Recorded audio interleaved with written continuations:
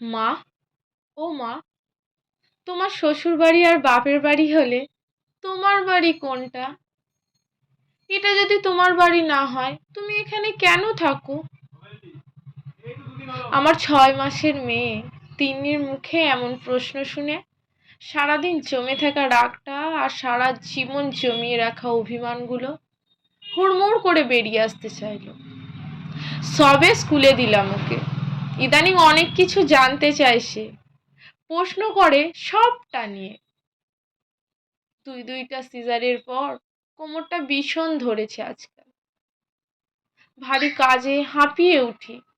কাল ননদকে দেখতে এসেছিল, অনেক কাজ, রান্নায় সকালে উঠতে পারিনি।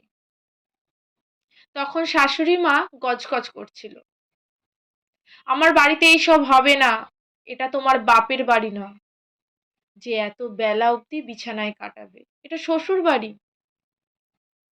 মেয়ে সে কথা শুনেছে, তাই এ প্রশ্ন। কালকের বাসি বাসনগুলো গামলায় ডুবিয়ে একটা থালা নিয়ে সাবান লাগিয়ে ঘষতে ঘষতে বললাম, গিয়ে ঠাম্মিকে জিজ্ঞাসা কর। মেয়ে হাওয়ার বেগে ছুটে গেল, ও ঠাম্মির কোলে গিয়ে বসলো। ওদের কথাগুলো আমি রান্নাঘর থেকে দাঁড়িয়ে শুনছিলাম। জানি মেয়ে প্রশ্ন গুলোর উত্তর যখন পারবে না তখন বলবে মা শেখায় আর কি। ঠাম্মি, এইটা কি আমার বাড়ি? তোমার বাড়ি। বাবার বাড়ি? বাবারও বাড়ি। তোমার দাদুর পিসুমনিরও বাড়ি। হুম, তাই আমরা এখানে থাকি। ও মা, আমাদের বাড়িতে তো থাকবো, তাই না? তো এটা মায়ের বাড়ি না হলে মা কেন থাকে? তোমার মা কই থাকবে, এইখানেই তো থাকবে। মা এইখানে থাকলে এটা মার বাড়ি না কেন? ধুর বাবা, এত কথা কে শেখায় তোমায়? তোমার মা? মেয়ে জানে না এই কথার উত্তর কিভাবে দিতে হয়। তখন চকলেট দেখিয়ে বলে, যাও দাদুর কাছ থেকে চকলেট নিয়ে আসো। আমি দীর্ঘশ্বাস ফেলে থালা ঘষতে ঘষতে থাকি। চোখের সামনে যেন ছোটবেলাটা ভাসতে ভাসতে ঝাপসা হয়ে আসে। আমি দেখি দুই ভাই কত মজা করে উঠানে বসে খেলতাম। মা চিড়ে ভাজা দিত সবাইকে ভাগ করে। আমি বেশি পেতাম, কারণ ঠাম্মির ভাগেরটা অর্ধেকটার আমার অধিকার ছিল। ঠাম্মির সাথে থাকতাম একটা কালো মেহগনি গাছের আলমারি, আয়না আর পড়ার টেবিল, আর ঠাম্মার পুরনো আলনায় আমার আর ঠাম্মির কাপড়গুলো পাশাপাশি জড়িয়ে থাকতো। জানালার উঠানে থাকা সবুজ সাদা পর্দাটা যেন আমার সত্যিকারের জীবন মনে হতো।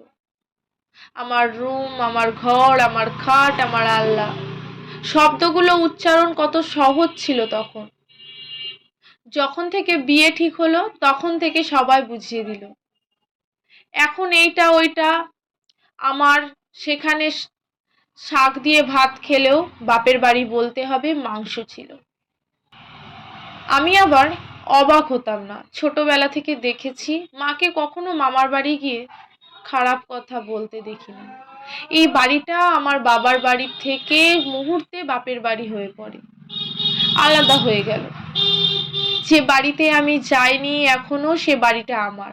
অস্বাভাবিক কিছু না, আমাদের ছোটবেলা থেকে শ্বশুর বাড়ির গল্প শুনিয়ে এসেছে সবাই, তাই আমার মনে মনে প্রস্তুত ছিলাম।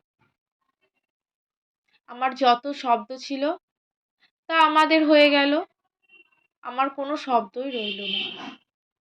আমার বাড়ি বলতে কিছুই রইল না।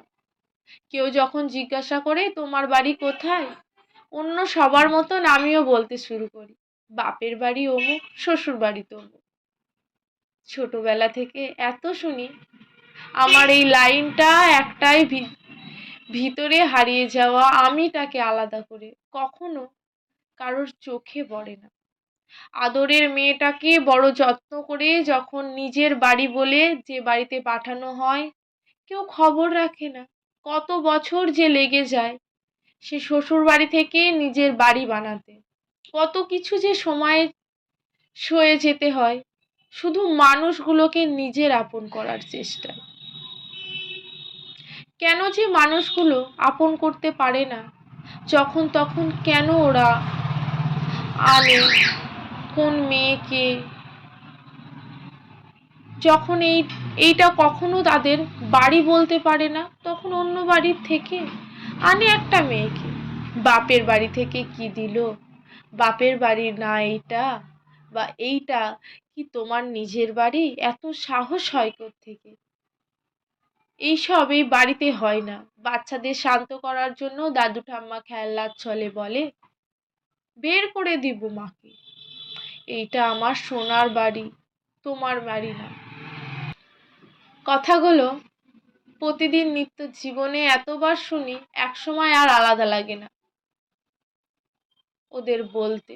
কিছু যে শুনে তারা বারবারই লাগে। বাপের বাড়ির কোনো ঝামেলায়, অসুখে বিসুখে আর্থিক সহযোগিতা যখন তোমার আগে যাওয়া লাগে, তখন হয়ে যায় এই ঘর আগে। ওটা তোমার বাড়ি না, ওটা বাপের বাড়ি। বাপের বাড়িতে মেয়েদের এত খবরদারি ভালো না। বাপের বাড়িতে তুমি অতিথি, দু একদিন রাখার জন্য কত জোর করে ওরা, কিন্তু কোনো জোরই আর সে থাকে না ঘরে। কখনো রাগ করে বিপদে পড়ে প্রথম আশ্রয় হিসেবে বাপের বাড়ি যায়। আমরা মেয়েরা তখন প্রথম দায়িত্ব আমাদের বোঝানো, ওটা আসল বাড়ি, সেখানেই মরতে হবে। থাক কিছুদিন, তবে জীবনটা ওখানে, বড় স্বাভাবিক, ভালো কথা। কিন্তু তুমি নেই কেন, কোথায় সে বাড়িতে অস্তিত্বে আর বড় অস্বাভাবিক অদ্ভুত ব্যাপার। শ্বশুর বাড়িতে থেকে বাপের বাড়ির কাউকে নিমন্ত্রণ করলে বলবে, তুই কেন করছিস, ওরা কত করলো না, তুই তো আমাদের মেয়ে। যদি বাপের বাড়ি গিয়ে কোনো অনুষ্ঠানের জন্য শ্বশুর বাড়িতে নিমন্ত্রণ করি, তখন এরা বলবে, তুমি কেন করছো, তুমি তো আমাদের বউ, ওরা করলো না তো। এই কথাগুলো শুনে সাধারণ পরিবারে বড় অসাধারণ কথায় মেয়েটাকে একসময় ভুলে যায় প্রশ্ন করতে, আমি কোন বাড়ির মানুষ তো। সবার ভাগ্যে আবার এক হয় না, সবাই নিজের বাড়ি পায় না, তাই না? আসলে বাড়ি পায় না, পায় মানুষগুলো। যে শ্বশুর বাড়িতে মানুষগুলো আপন, সে বাড়িটা নিজের হয়।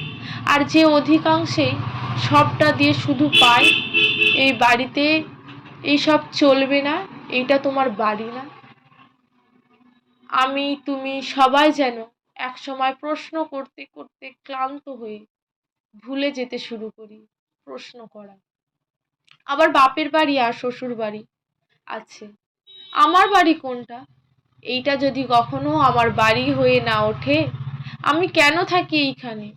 কেন নিজের জীবনের সব সুখ আহ্লাদ শেষ করা শুধু পরের বাড়ির জন্য? আমার বাড়ি কোনটা এইটুকু বলবো না কেউ। মেয়ে, তোমার বাড়ি কোনটা? নমস্কার, আমার বাড়ি লেখা দোলন বড়ুয়া তৃষা।